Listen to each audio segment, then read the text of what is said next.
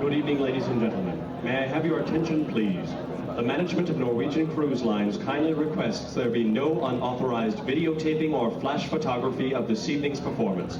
Thank you and enjoy the show.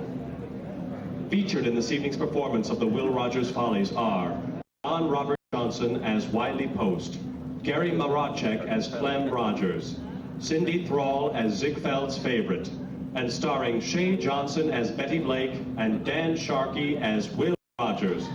And now, ladies and gentlemen, the SS Norway and Norwegian Cruise Lines are proud to present the Jean Ann Ryan Company in the Will Rogers Follies. All right, let's get this curtain fixed here. Everything's going to be ship-shape tonight, I'm telling you.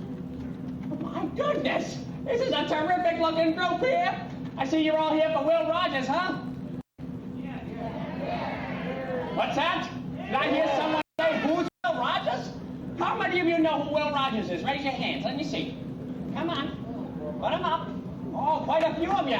Well, for those of you who don't know, I guess I better fill you in here real quick. See, Will Rogers was one of the biggest stars of all time. See, he started his career just by spinning a rope. And he got so good at it that he went into the Wild West shows, and then he was one of the stars of the Ziegfeld Follies. And then there were the movies he made. Boy, were they good. And then there were the radio programs and the newspaper columns. I mean, the man did absolutely everything, see? And aside from being a really big star, he was just a great guy, see? If ever there was like a problem in the world, like a natural disaster or something like that, he would be the first guy to go there and help raise money for the people. But he even ran for president of the United States. It's true. And then, well, then came that awful day in August of 1935, see? And he was flying around Alaska with his good friend Wiley Post, you know, the famous aviator.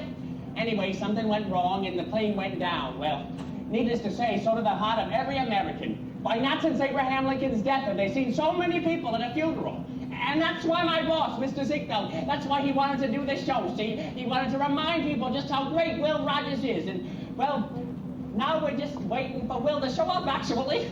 Hold on 1 minute here. I want to do something. Yes, Beverly, has Mr. Rogers showed up yet? We have some wonderful people waiting. He's here. He's here! Ladies and gentlemen, sit back, relax, and go terrific, by the way. I gotta go. Vincent! Vincent!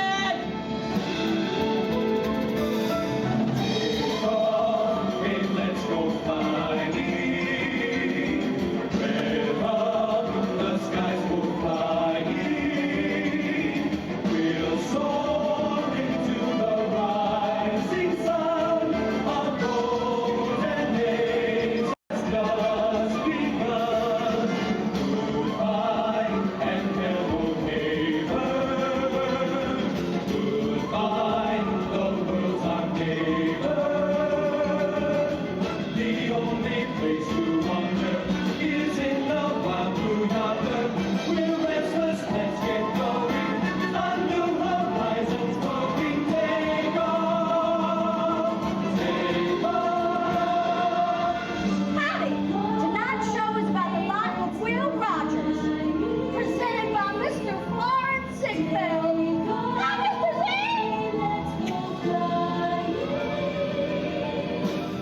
Will Rogers was part Cherokee and proud of his Indian ancestry. He made a lot of jokes about the prominent men of his time, but he never met a man he didn't like. Each early morning I get up, read his column with my coffee cup. Never ever starts a day without Will. His wit and wisdom let me see all the foibles of the century. There's no way to start my day without Will.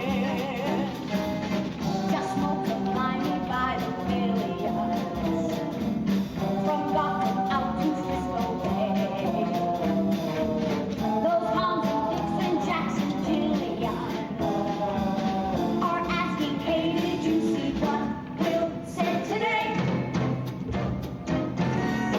He's also king of Hollywood, now he stands where Valentino stood. Biggest movie star of ours, our Will.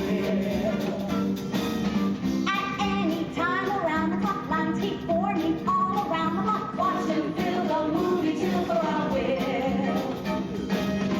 He's got more fans than Shirley He's got Temple. more fans than Shirley He Temple. beat her out as number one. He beat her out as number one. He draws more crowds than Amy He draws Semple. more crowds than Amy The Semple.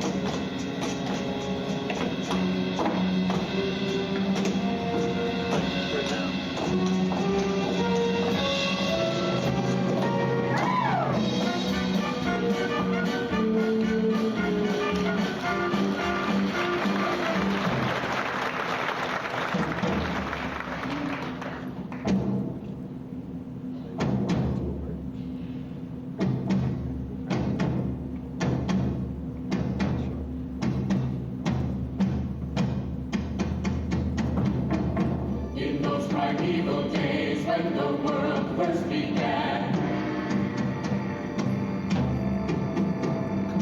Each man tried to communicate with fellow man.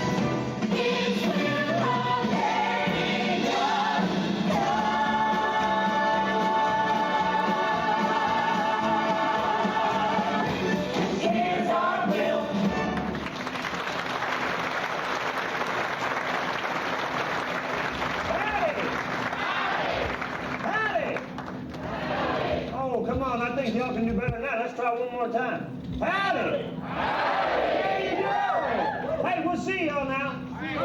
Don't you go too far.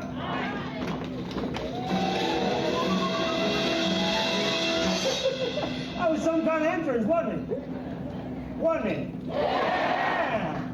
Much obliged. Well, that's Mr. Ziegfeld's idea of how to open a show. And you know what? I can't complain too much, considering I like it a whole lot better than his first idea, which was coming down the same way, but without the rope. Anyway, I half expect when you folks hear the name Will Rogers, you just expect the ushers to come down the aisles there and pass those little cans down the rows to collect your loose change for the Will Rogers Hospital and Institute. Am I right? That's right. Well, you don't have to worry about that. We're not going to do that to you tonight. Mainly on account of we already took most of your money when you bought your tickets for this cruise. Yeah, I know. I hear what you're saying. So I reckon I owe you something for it, which means I better get to work.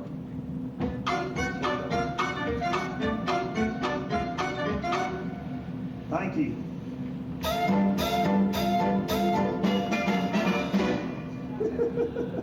She's a homely little girl, but she's got a great personality. You know, this little act with the rope is the same one I've been annoying audiences with all my life. And Mr. Ziegfeld, too. Well, heck, he only put up with my little act just to kill time while the girls were changing from nothing into nothing. Anyway, I was kind of surprised to hear from Mr. Florian Ziegfeld after all these years. And I was even more surprised when he suggested it was time for him to do another one of his Follies shows. Well, seeing that the last one that he had produced personally was over 60 years ago in 1931. But Mr. Ziegfeld said not to worry about the order of things because his idea of my life was a whole lot more theatrical than the way I actually lived it. And he'd be able to set us straight from time to time because he'd be up there looking down. That's right. He's up there in that booth right there, just above where you folks are sitting. See, he can look down and see how his show is moving along. Move it along, Mr. Rogers. I guess I better move it along. Oh, you know, before I forget, I want to introduce you to a really famous person sitting right here in our audience. He's America's greatest aviator and a fellow Oklahoman. My buddy, Mr. Wiley Post. Stand up there, Wiley. Where are you? There he is. How about a hand for Wiley Post?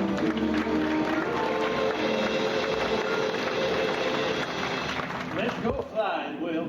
Anytime, partner. All right. Good to see you. Okay, let's try this now. You know, believe it or not, there's a lot of folks who say that this ain't respectable work.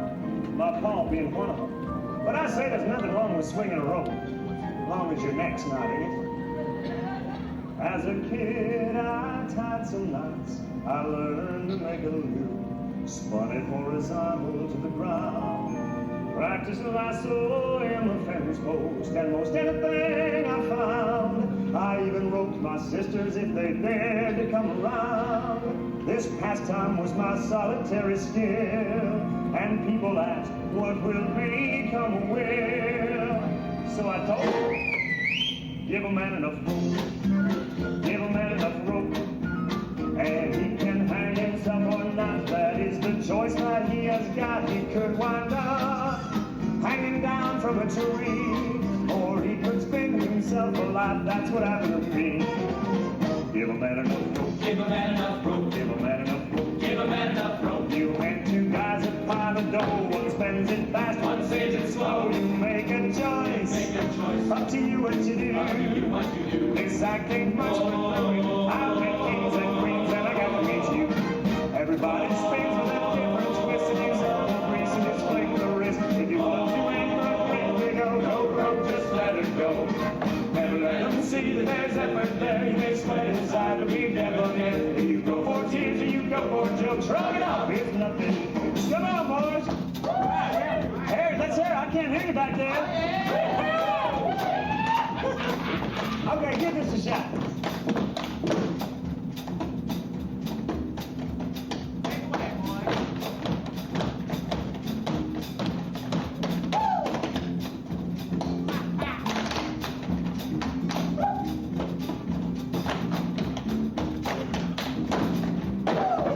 Not bad, not bad.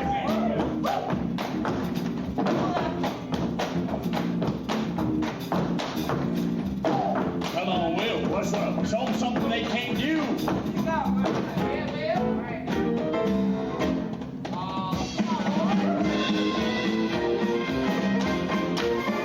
a man enough rope. Give a man enough rope. Give a man enough rope. Give a man enough rope. And we can get out tangled in those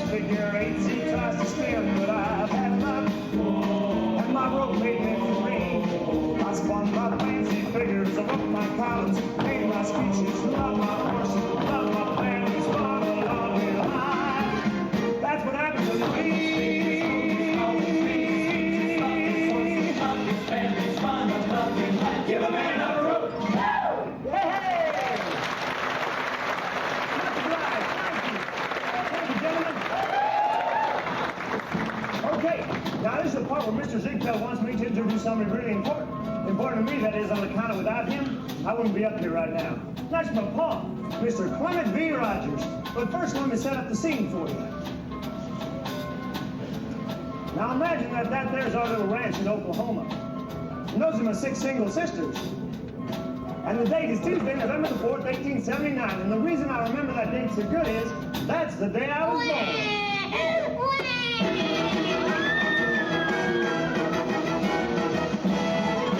Yippee-yay! Yippee-yah! I'll get the old bullseye!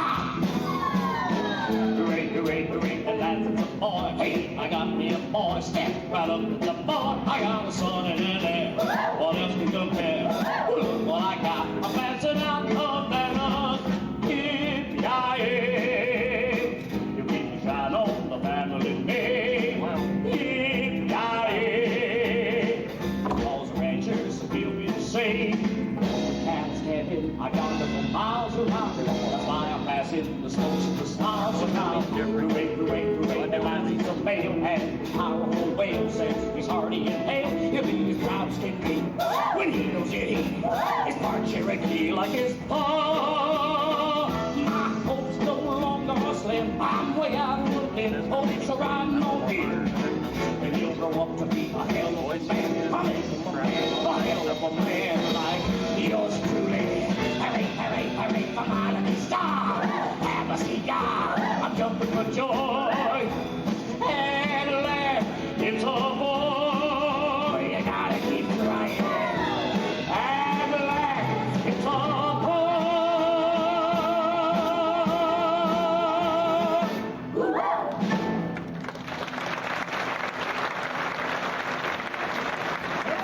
Now that I'm 13 years old, I got some bad news. Oh, Lord, son, don't tell me you went and got yourself expelled from school again. You gotta get an education, boy, so you'll never have to worry about winding up in the Congress.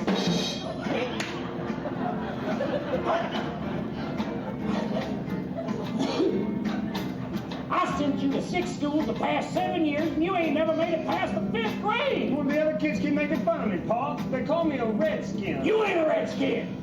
You're an Indian. Our people didn't come over on the Mayflower. We met the boat.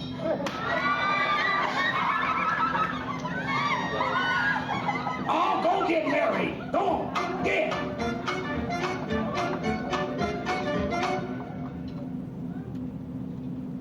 Well, now that I'm 19 years old, I made up my mind, Pa. I'm going down the Argentine to be a cowboy. The Argentine, but so I was hoping you'd stay around here and run this here ranch. Oh, it ain't in me to run anything, Pa. Besides, why can't I do with my life what I want to? Well, I reckon you will.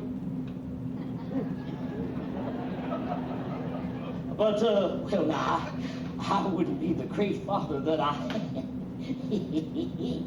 if I didn't try to make it as difficult for you as I possibly. Would you stop pulling that damn rope while I'm trying to talk to you?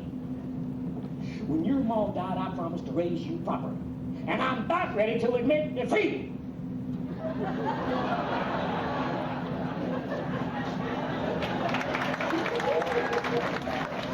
I'm sorry, Pa. I'm going to Argentina.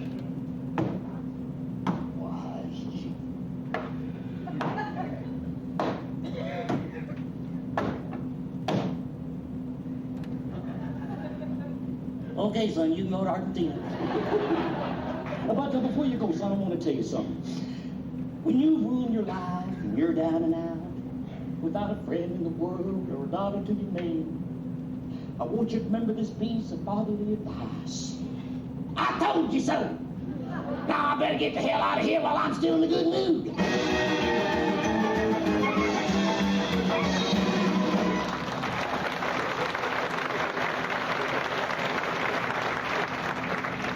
So I'm off to Argentina, because there's a whole lot of people out there, and I knew even back then I wanted to meet as many of them as my time on Earth would allow, because people is what life is all about. Just a moment, Mr. Rogers. Yes, Mr. Ziegfeld? Mr. Rogers, forgive me for interrupting, but you've been out there for 2 scenes and we still haven't met the girl. As you should know, in a Ziegfeld production, the romance never starts later than the 3rd scene. Well, come to think of it, Mr. Ziegfeld, I did meet Betty Blake before I went away. It was at the railway station. Betty was the prettiest, sweetest girl in the whole territory. She was working in the freight office, and I was expecting this new suit of flannel underwear coming in from back east from my trip to Argentina. You know, the kind with the trapdoor in the butt? How very romantic. And where was this enchanted railroad station? Oolaga, Oklahoma. Oh, absolutely not, Mr. Rogers. In a Ziegfeld show, nothing ever happens in Oolaga. Stage manager, please. Yes, Mr. Z? Peter, have we got a set back there we can use? Something exotic, something Ziegfeldian? Well, we've got the Fiji Island set, Mr. Z. Fiji Islands? Oh, come on, Mr. Ziegfeld. You might as well say we met on the moon. Brilliant, Mr. Rogers. You met your wife on the moon. Peter, go set up the moon immediately. Well, just don't stand there, Mr. Rogers. You're going to meet your wife Betty on the moon. Yes, sir.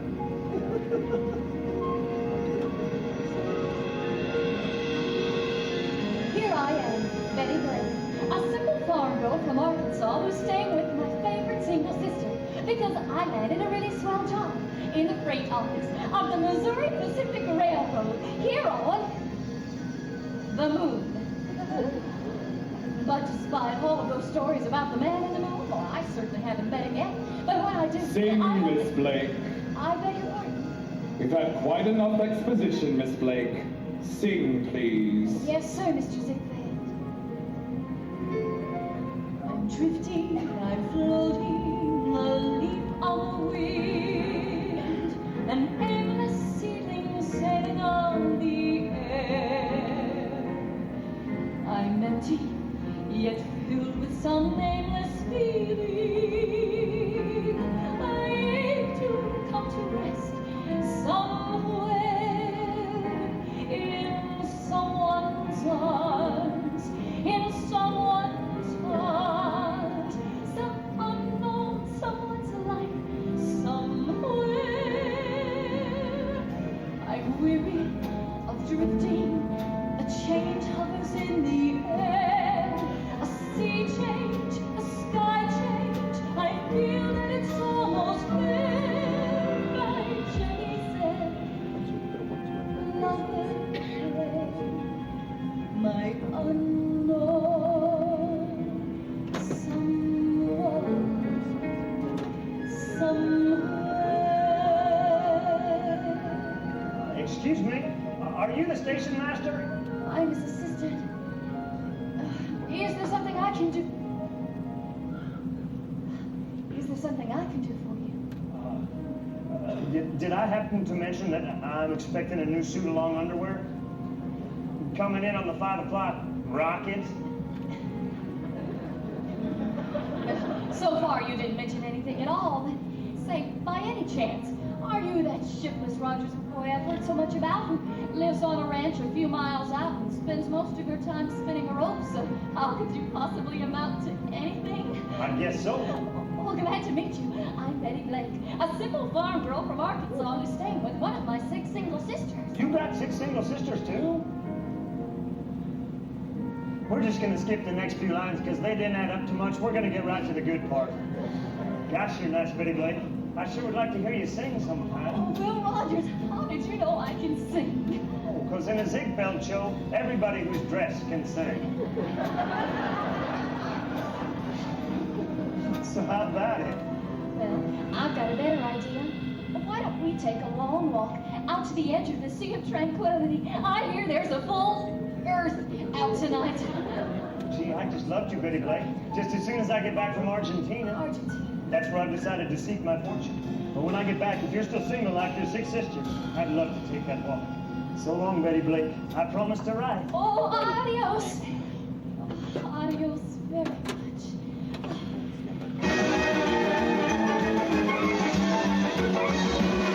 All right, so he wouldn't finish his education. He didn't want to be a ranger, and he deserted me when I needed him the most. But do they have to dress me like this? I mean, come on.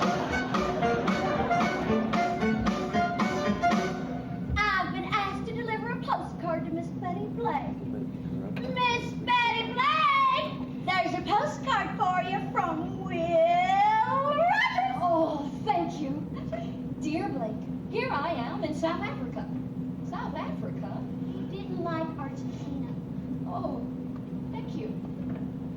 Came here on a cattle boat, and I got seasick. Oh, in fact, I was so sick that even the cows couldn't bear to watch.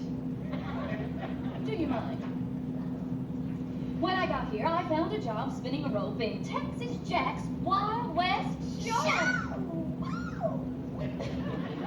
What are you doing? Practicing. I'm your understudy. We're not exactly the same type. How do you think they picked you? I'm Mr. Ziegfeld's type, honey. Anyway, now I've got some really good news. After being gone for over a year, Texas Jack is finally bringing the whole show back to the U.S. of A. as he has booked us into the St. Luke's World's Fair. Oh, he's coming back. Isn't that wonderful? Oh, there's more. Oh, you want me to read it? No, I'll do it. On the way home, we have to play Australia and New Zealand. So if you're counting the days like I am, the exact number is 642. 642? Oh, Will Rogers, how long do you expect someone to sit around and wait? Well, I'm not wasting my youth on some no-account Cherokee show business cowboy. No, sir. Not this simple farm girl from Arkansas. Excuse me, honey. You want those 642 days to pass just like that? Well, of course, but then you just leave it up to me. Here, take this. Ladies and gentlemen! Don't just stand there, honey. Go make your change. Ladies and gentlemen, by special arrangement with Mr. Ziegfeld, that pussycat, it is now 642 days later, and the St. Louis World's Fair of 1904 presents Texas Jack Walter, Spectacular Wild West Show! Come to the fair, it's the St. Louis Fair, and we're thrilled to be there. The year is 1904, and yes, you've seen us before. We'll ride your sisters before, but what are Follies your score? So now we're Betty Blake's sweet single sisters, but we don't get a red cent more. Hi, Betty. Oh, Cora, Anna Waite, Vita, Virginia Zulecki, my 6 single sisters.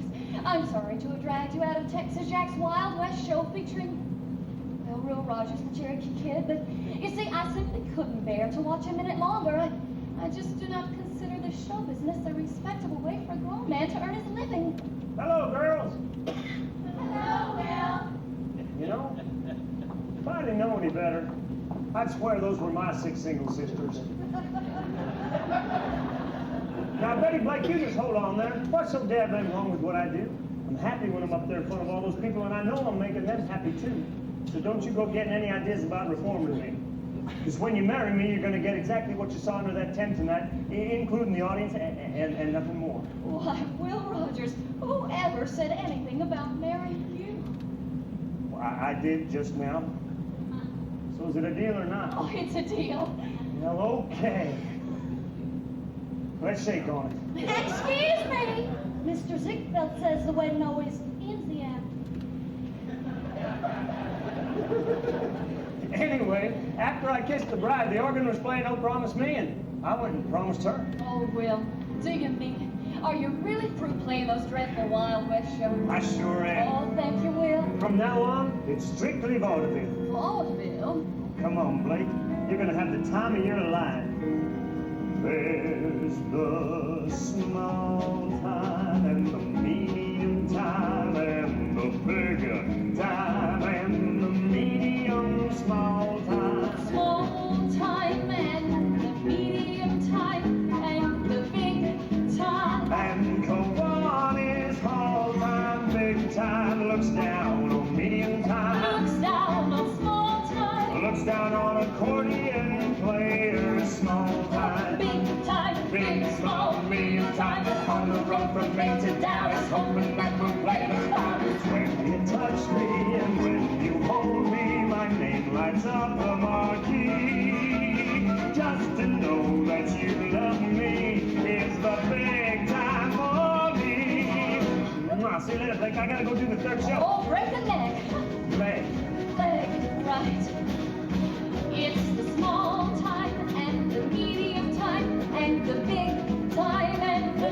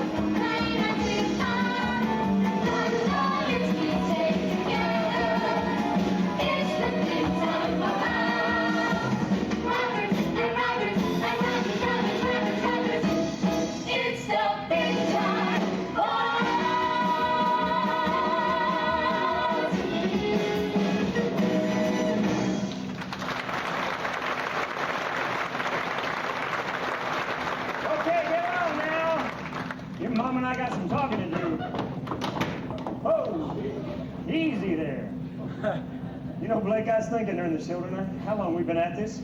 10 years? Maybe my pa was right. Maybe I should have stayed in Oklahoma. Oh, Will, are you serious? I swear. Let's face it, if my big break were going to come along, I would have been here by now. Telegram for Mr. Rogers.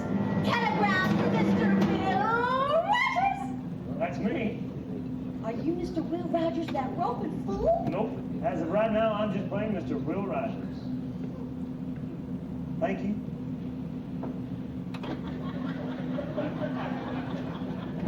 Mr. Will Rogers, Fox Theater, Cedar Rapids, Iowa. Dear Mr. Rogers, pleased to invite you to join my 9th edition of my Follies starring W.C. Fields, Eddie Cantor, and Ed Wynn. Stop. Can offer you a salary of $600 a week. Stop. Expecting an immediate and affirmative reply. Most sincerely, Florence Ziegfeld. What is it, Will? Bad news? Your father's not sick again? Oh, no. It's just another booking. I tell you what, you go pack up and collect the kids while I give notice. We can be back on the ranch by Sunday night. Oh, thank you, Will. You'll never regret this. After all, it's not like you're giving up a really big opportunity or anything like that. I mean, giving up a 5-a-day in Cedar Rapids is not quite like giving up, say, Ziegfeld Follies. Oh, you can't expect anyone in his right mind to turn down the Follies. Will, there's not another act like yours on the circuit, and that's why we're asking for $700. Blake, I love you so much. It's the Follies, and there's lots to make. Lots it's a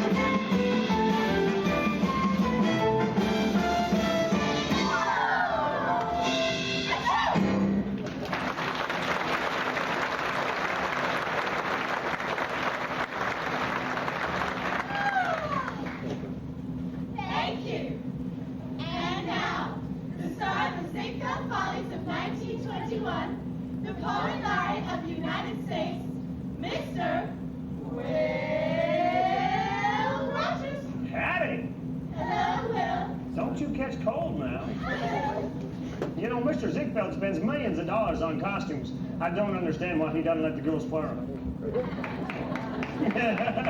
Anyway, I want to thank y'all for making it here tonight for my anniversary. Tonight marks my 2,500th consecutive performance with the Follies here in New York. Now, a whole lot's happened in those past 6 years. Well, for one thing, the world lost a few important men. Teddy Roosevelt died, Tsar Nicholas of Russia, and my pa, Mr. Clem Rogers. Now, it might surprise you to know that the three of them shared something in common. That's right. None of them ever caught my act. And now I got an important announcement to make. This here's my final appearance with the Follies, because tomorrow I'm off to Hollywood, California to be a screen actor. Yeah, and not only that, I'll be flying out there by aeroplane. Be careful, Will. I won't actually be doing the flying. I'll just be along for the ride. No, I'll leave the flying up to those folks who know how, like Wiley Post.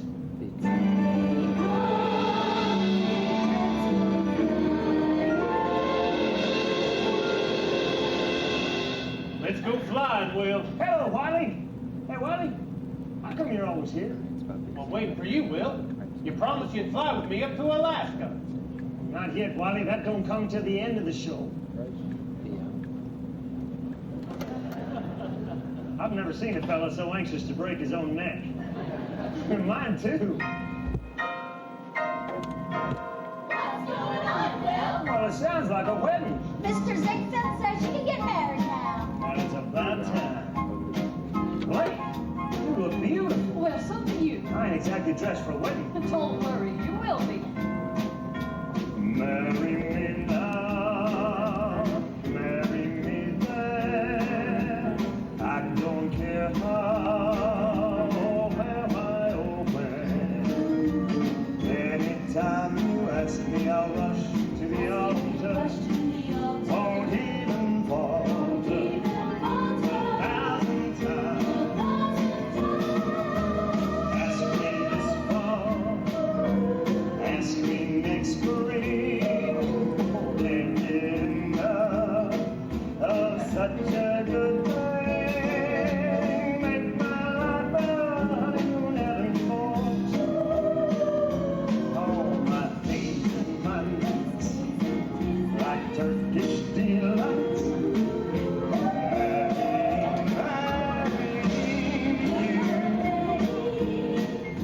As Mr. Ziegfeld said.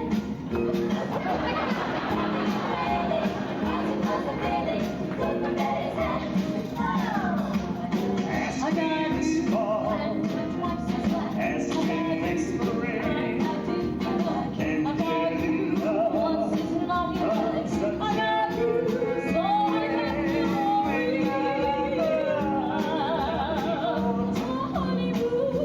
all my days and nights, like Turkish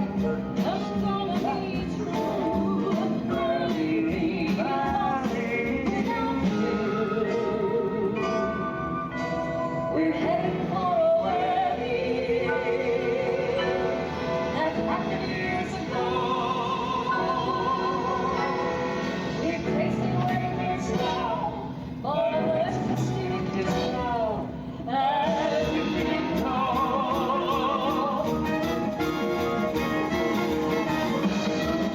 We're headed for a wedding.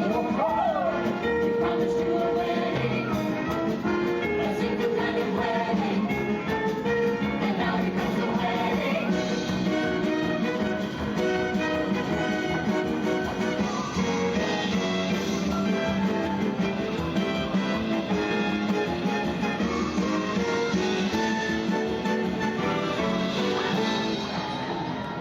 Dearly beloved, we're gathered here today in these hallowed halls to unite these two in holy. I'm playing this part in the protest Sunday. Mr. Ziegfeld's too cheap to pay another actor. So with the power vested in me by Mr. Ziegfeld at no account cheapskate, I hereby pronounce you husband and wife. You can kiss the bride, sonny.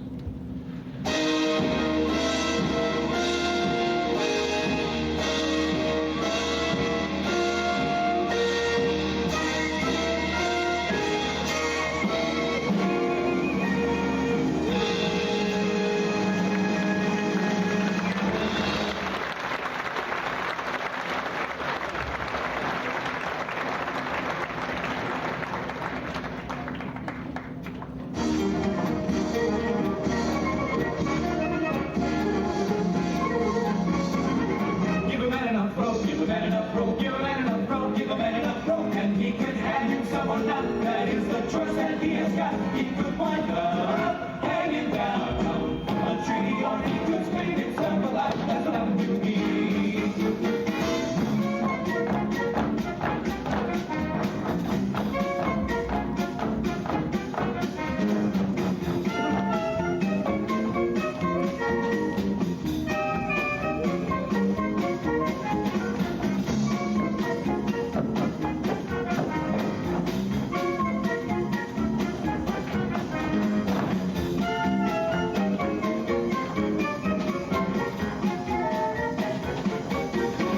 give a man enough rope, give a man enough rope, give a man enough rope, give a man enough rope, give a man enough rope, give a man enough rope, give a man enough rope. Wow! Wow! And he can't get all tangled in the figurine he tried to slip, but he had luck, and his rope made him free. He's won his fancy figures, broke his columns, made his features, loved his horses, loved his family, made his movies, played with Follies, found a lovely life.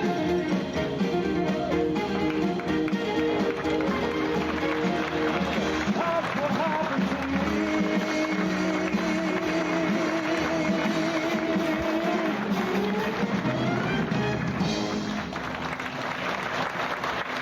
Thank you. Much obliged. Thank you very much. I bet you folks are just dying to know how it was I came to run for president of these United States. Am I right? I thought so. Well, it was in the spring of 1928, and this really distinguished fella came to visit me at the Astor Hotel right here in New York City. Mr. Rogers, have you ever thought about running for president of the United States? That's the fella. Mr. Rogers, now that you're the #1 star of stage, screen, radio, and newspapers, wouldn't you like to try for president? Your country needs you. Well, I tell you, this country might be used to having anything at all named as a presidential candidate, but I don't think we've quite sunk to the professional actor stage just yet. That's what I said in 1928, folks. So will you run for president or not, Mr. Rogers? I sure will.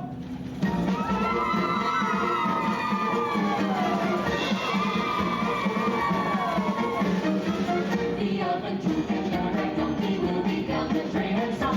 That day the people's victory is won. The spirit and monkey's gonna be bumped the jabber and jump and they are feeling us hooray for our favorite son.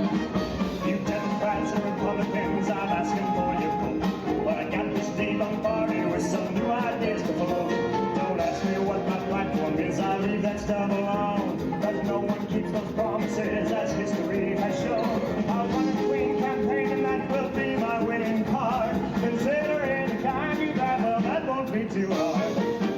Mr. Chairman, the great Sooner state of Oklahoma, by means we by acclamation, we proudly place in nomination.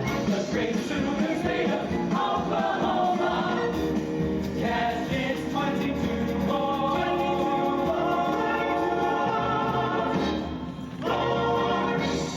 William Penn Rogers, William Penn Rogers, William Penn Rogers, yeah! The elephant trunk and the red donkey will be down the train and stop.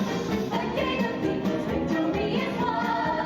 The spirit and monkey's gonna be bumped the jabber and jump and they've been feeding us hooray for our favorite son.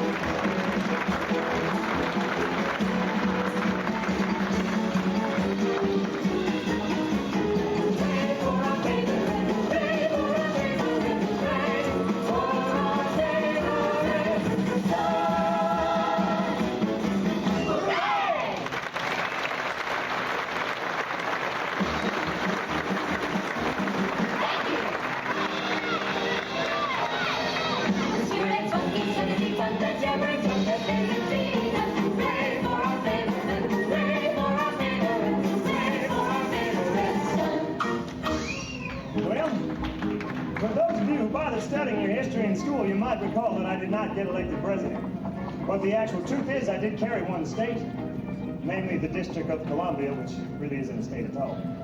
But I got some advice for anybody who gets nominated in the future. Don't go around telling the truth. Because in an American election, nothing can hurt you more than telling the truth.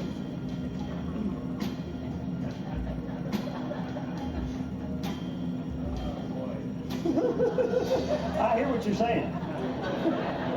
Meanwhile, back at the ranch. Right. Now, Mr. Ziegfeld likes to have a moment every show that he calls Trouble in Paradise. And in this case, Paradise was Hollywood, California. And the trouble? Well, because of my work, I wasn't able to spend as much time at home with my family as I would have liked. So this is that scene where the leading lady gets to sing a torch song about her troubles while sitting on top of a piano.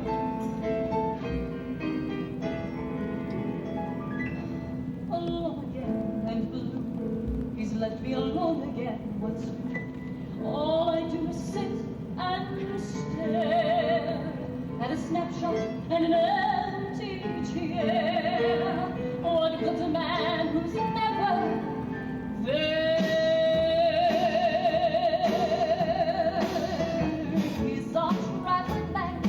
He's a blind man. After dinner, speak up. Speech of fire man, he's a one-man show. On the radio, he's a columnist, friend of the president, movie star for all the nation's residents. A Ziegfeld starring man, walking tough man, Mr. Busy Bee.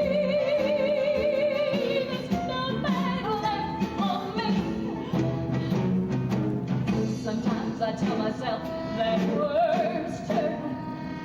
I'll pack my bags and leave him flat.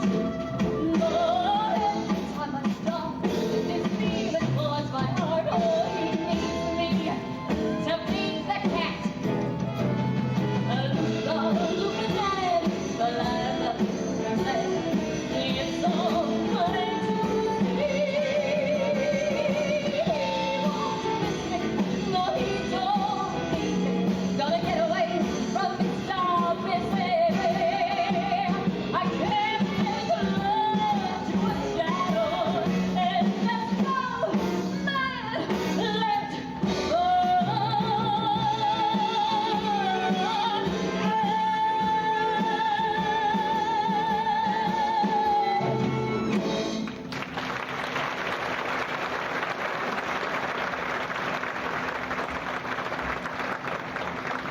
Oh, thank you, Hastings. I do feel much better now. Thank you, Patty.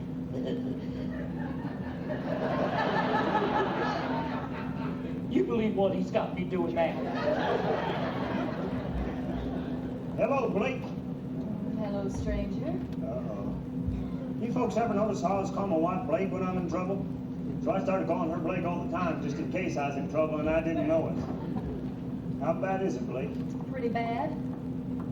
Well, do you realize that in the past year alone, you've done over 4 full-length talking pictures, 52 radio shows, 365 newspaper columns, and you visited 19 countries on 5 continents. Well, why do you keep traveling? What are you looking for? People. I just can't get over them, Blake. No matter how different they look or they talk, they're all just the same. Well, we'll be too, Will. And all we want is more of you. Oh, does that mean you don't want all those expensive presents that I brought you? What presents? I got them waiting outside, but there's a small sample. That there's the most famous amethyst in the world. I got it in Ceylon. Came off the statue of a goddess, but I figured it'd look a whole lot better on you.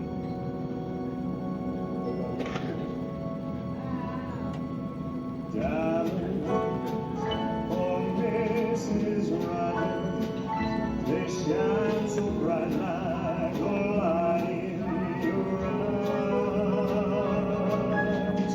Rubies for Mrs. Rogers, not like the rhinestones you once got from other guys.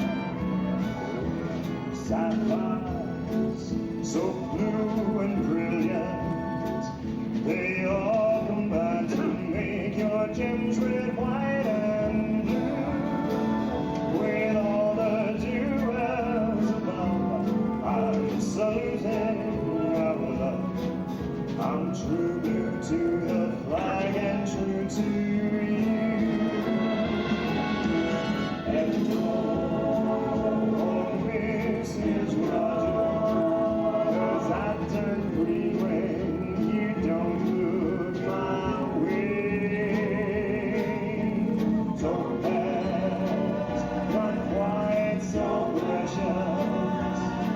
perhaps Madame could wear them on some rainy day. First, for Mrs. Rogers, these are necessities no wife of mine should lack. If you will have nothing love, all these proofs of my love, I'll throw them in a sack and take them back.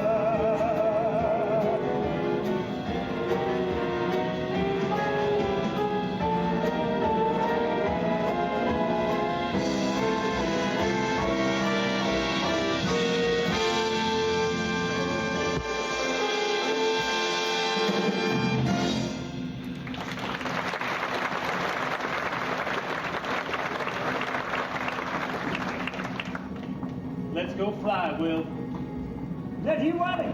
It's time to go flying. Oh, not yet, Wiley. I'm not ready yet. No one ever is. I got so much more that I want to do. Go on, say your goodbyes, Will. I'll be waiting for you at the field. Will, do you have to go? I guess so, Why? because I went. Well, Rogers, if anything happens to you, if you go and get yourself killed or something, What'll you then do, Blake? well, I'll never speak to you again.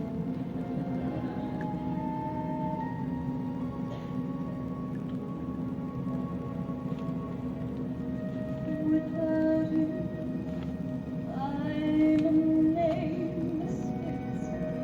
Without you, I'm the longest run. Without you, lost in no man's land.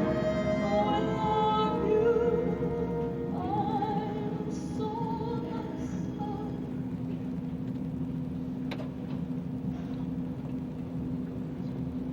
Well, we'd just taken off from that lagoon in Alaska when I noticed that the plane wasn't doing exactly what Wiley had promised me it would do. Namely, fly. We're going down, Wiley, I remarked, as casual as possible under the circumstances. Hell, Will, says Wiley, nobody stays up forever. Oh, Wiley was right a lot of the time. Weekend papers must have been hard up for news, which would explain why they made such a big fuss over it. The accident occurred on August 15th, 1935, 300 miles north of the Arctic Circle. In Washington, both houses of Congress observed a minute of silence.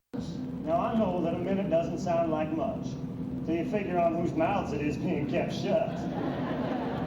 The nation's motion picture theaters went dark. Both NBC and CBS went off the air a full high bar. You know, I loved airplanes ever since my first flight, but I could never get my paw to go up. He always used to say, if God had meant for man to fly, he wouldn't have made the ground so hard. He told us the truth. Made us laugh at it. People always ask me what it was like being married to a national monument. Of course, I never saw him that way. After all, national monuments do not kiss back. Oh, I know I wasn't easy to be married to. Betty used to say that her only competition was everybody else in the world. But I was told her she didn't have to worry, because I didn't love everybody else in the world. I merely liked them. I guess I met an awful lot of people in my lifetime, and I always tried to approach them the same way my Indian ancestors were. You see, an Indian always looks back at something after he passes it, to get a view of it from both sides. A white man don't do that. He just figures all sides of the thing and will automatically the same. And that's why you must never judge a man when you're facing him. You got to go around behind him like an Indian and look at what he's looking at, then go back and face him. I guarantee you'll have a totally different idea of who he is. You'll be surprised how much easier it is to get along with everybody. Never met a man I didn't like. I couldn't gent. Oh, Bowery Bum. Yes, I've come a long way down the pike. Never met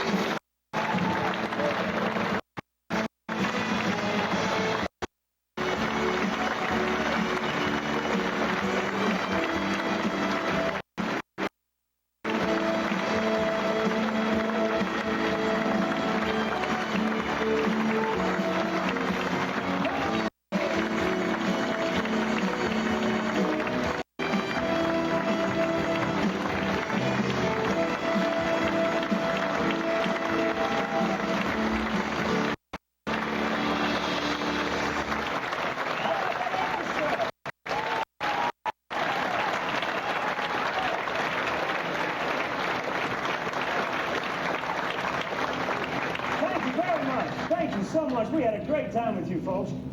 Now we're going to let you all go and get ready for the fame. We haven't had anything about eating about an hour or so, right? I want you to go out there and have a great life. And my best advice on how to do that is to start living in such a way that you would never be surprised or embarrassed if Mr. Ziegfeld called you up one day and wanted to do a show about you. Good night.